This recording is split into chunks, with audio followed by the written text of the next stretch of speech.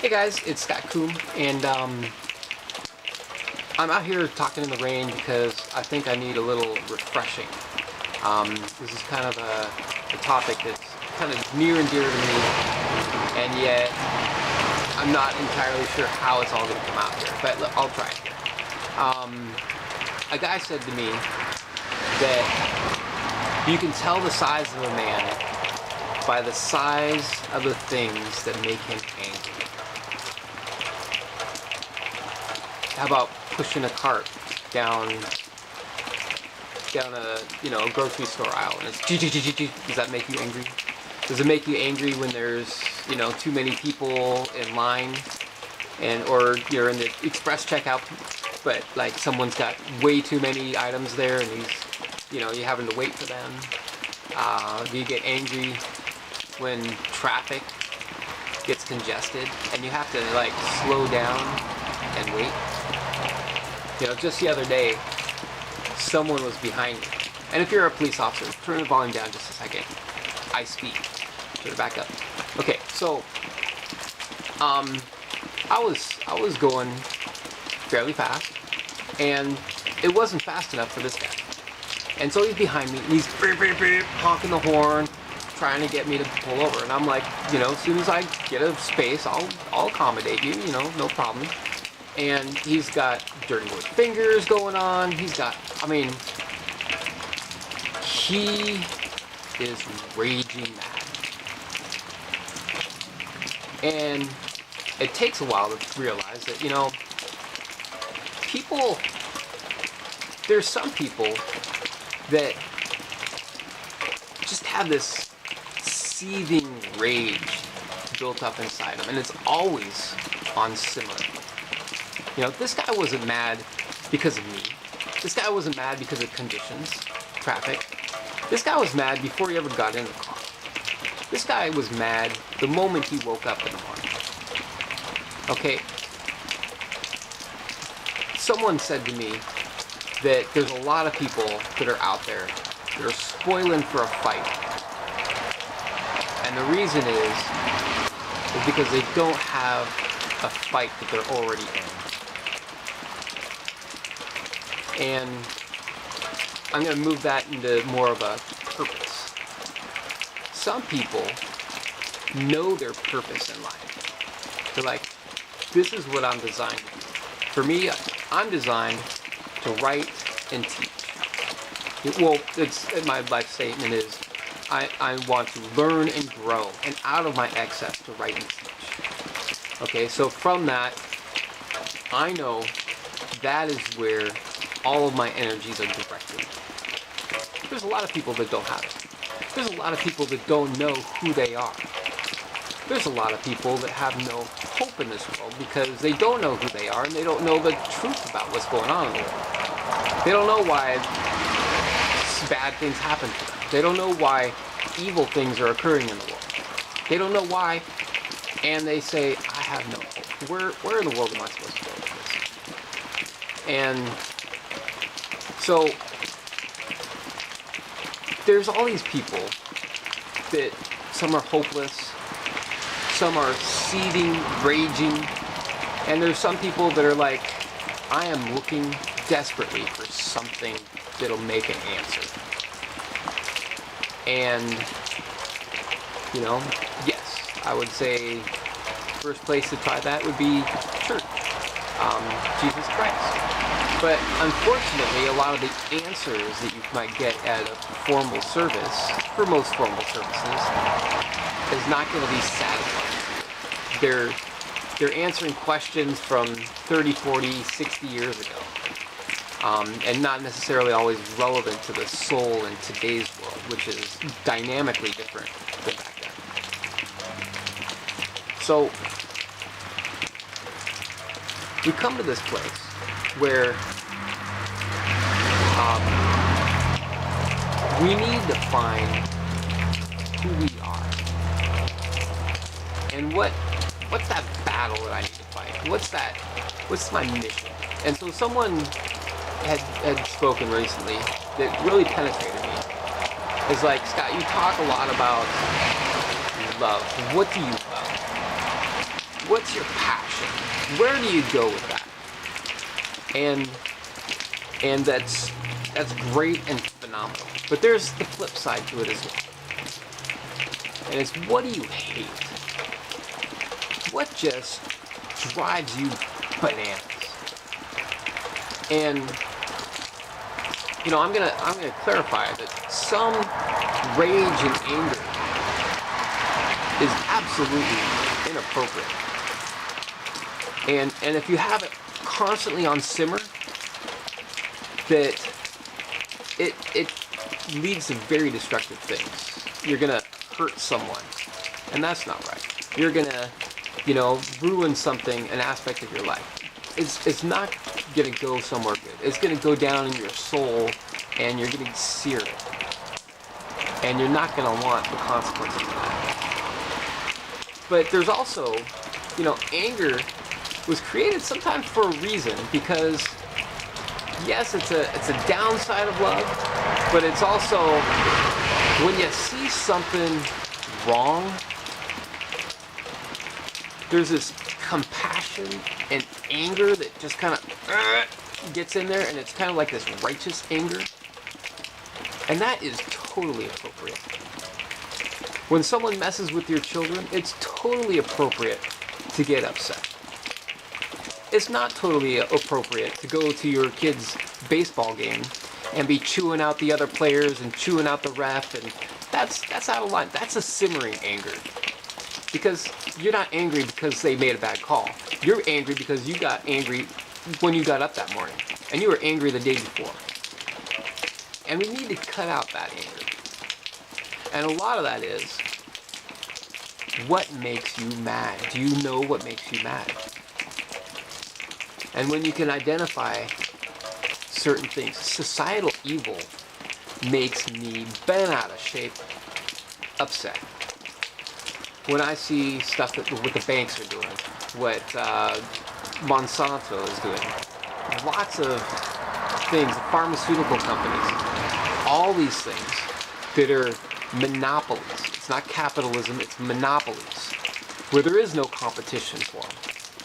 And, you know, they just have this full control, and it's all about the dollar, and it's not about serving man, it's not about healing, it's not about, you know, making society better.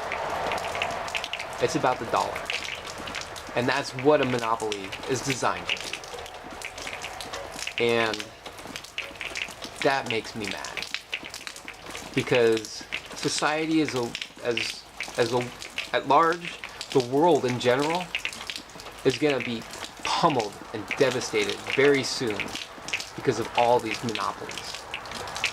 And yes, the governments themselves have been in collusion with them. You don't cut a monopoly without the government in control, helping them out, or at least on the table. So once you start identifying what makes you angry, you have an outlet for your anger. You have an outlet where you can constructively and always try to be helpful for people. There's a lot of doom and gloomers that have nothing but doom and gloom to give. Now, I might be okay with spreading a little doom and gloom if there's an answer that people can do afterwards. You know, if you're upset because there's so many people that are obese. But hey, here's my program where we've got these shakes or nutritional supplements where you can try these and they'll get you well. That's a good thing. People will see the doom and gloom, say, I don't want it. Oh, here's an answer. Okay, good. Don't ever do doom and gloom for the sake of just being upset. There's too much of it out there. Have answers for people.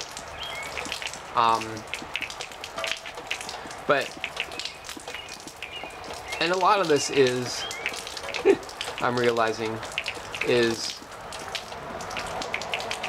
we're upset. We're finally discovering when we can get down to our heart issues, what is it that really gets you upset? Maybe it's your job, maybe it's family. A lot of the things that make us upset is because we don't ever get validated. At least as a man, we go to the work and we don't get validated as a good person or a hard worker. We get nothing. We get a minuscule paycheck. Or maybe it's your spouse. They will not validate you as a man or a woman or the roles that you play. And they don't appreciate how hard you work. They want to tell you how hard they work. And maybe you just don't care about that anymore because you haven't been validated. Therefore, you don't want to validate anyone else. Maybe it's in the bedroom. Maybe it's all kinds of different places. I mean, what are the places that people get validation? From other people, from a title, from the pat on the backs, to sex, to conquests, to, even video games. Hey, if I have to win somewhere, I can win on a video game, so I'm going to spend all my evening playing a video game.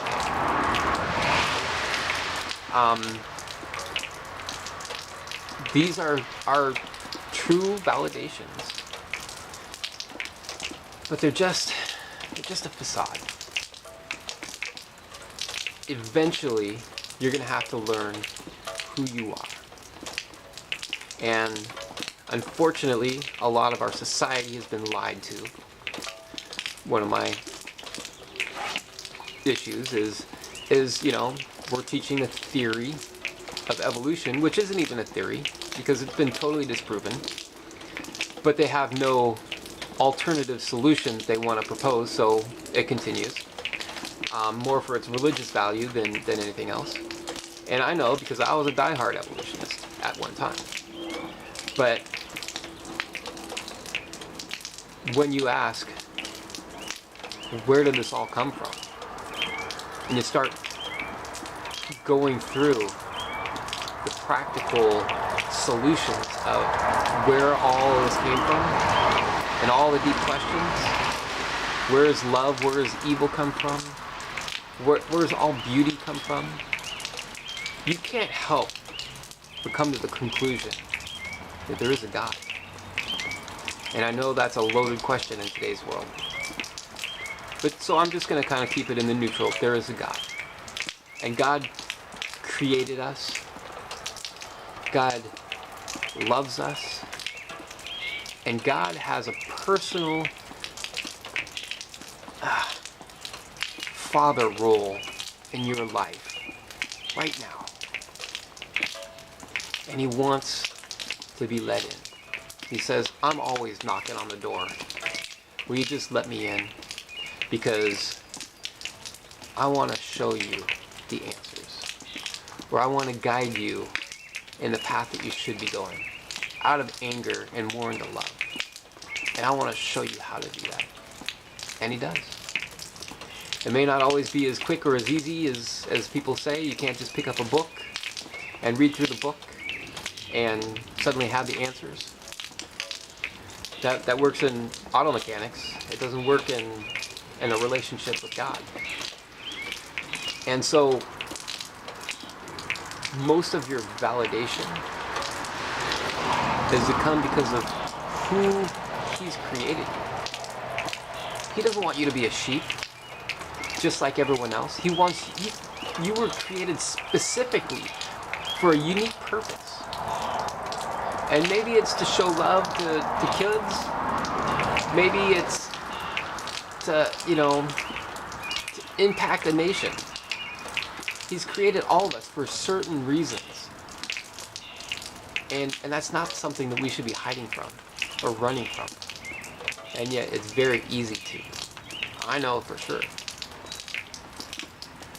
And so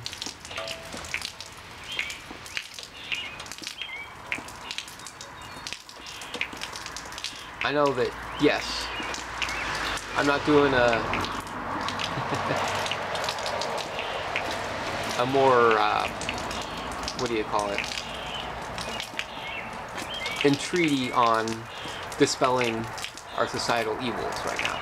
That's not what I'm about right now. I'm just saying, right now, there's a lot of people with a lot of anger. There's a lot of people without a lot of hope. There's a lot of people that don't see any future for themselves. And nothing good. And so they're medicating themselves, finding any kind of validation or hiding place that they can. And guys, that's going to lead the whole world down the worst drain that could ever happen. And I think it's definitely done by design. There are forces out there that want the whole world going down the drain. And so that's why I'm speaking up. That's why some others are speaking up. And we're sharing that there is light. There is life out there. There is a God who loves you, who's bringing purpose into your life, that's wanting to guide you. That when you fulfilling these purposes, not necessarily attaining them, but you're going after them, it's going to be so spiritually, emotionally uplifting. You're going to be like, this is the life that I want all of my life about. This is something that I could go on forever and enjoy. And so, guys, we're only going to find it in God. If you want to go deeper, find out who Jesus Christ really is. Not who your negative neighbors that are in a deceiving rage say about it. Pick up a Bible and read about it. See how compassionately he deals with people. See how there's lots of Pharisees in the church that are rules, and you did that thing wrong, and you did that thing wrong, and they don't even know. Their seething rages within them. They don't even know how they're ripping people apart with their judgmentalism. And yes, they need to be forgiven, even by us. But guys,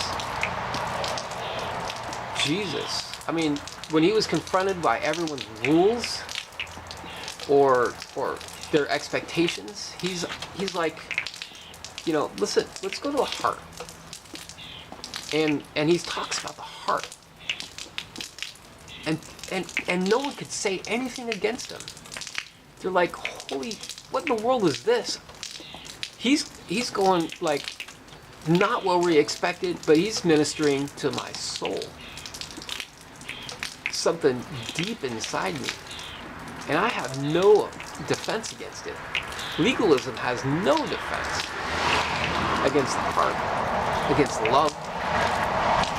And Jesus was killing people. He was killing them with his love. He was knocking down doors. People were following. I mean, you don't get, a day's walk from any close town and have 10,000 people, or at least 10,000 men, not to mention all the women and the children, or maybe it was 5,000 men following him with no food. They're like, I gotta hear what this guy has to say. Boy, would that not be impactful in today's world? People need to hear from the heart. They need to hear spiritual things. They need to hear goodness. They need to be loved. They need to be validated by God. And they need to know that they can find that validation there. That the rage can stop. And once you can get into that place, life really gets interesting. And we'll talk a lot more about that later. I love you guys. Bless you.